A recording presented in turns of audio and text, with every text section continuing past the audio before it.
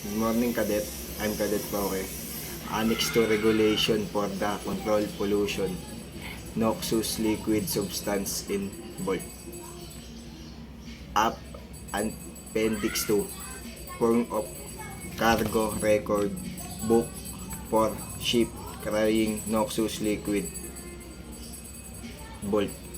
Every ship to which this annex applies should be provided with a cargo record book, whether as part of the ship official logbook or otherwise in the form specified in Appendix 2 to this annex.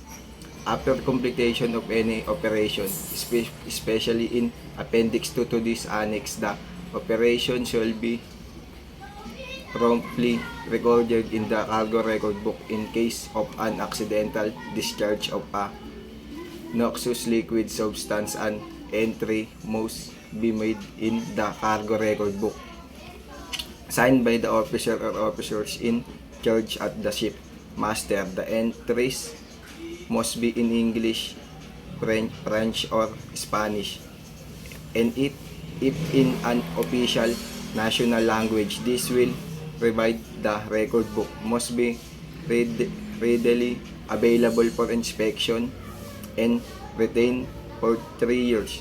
After the last entry, the competent authority of a party can inspect the record book while the ship is in port and make a certified copy which can be admissible in judicial proceeding.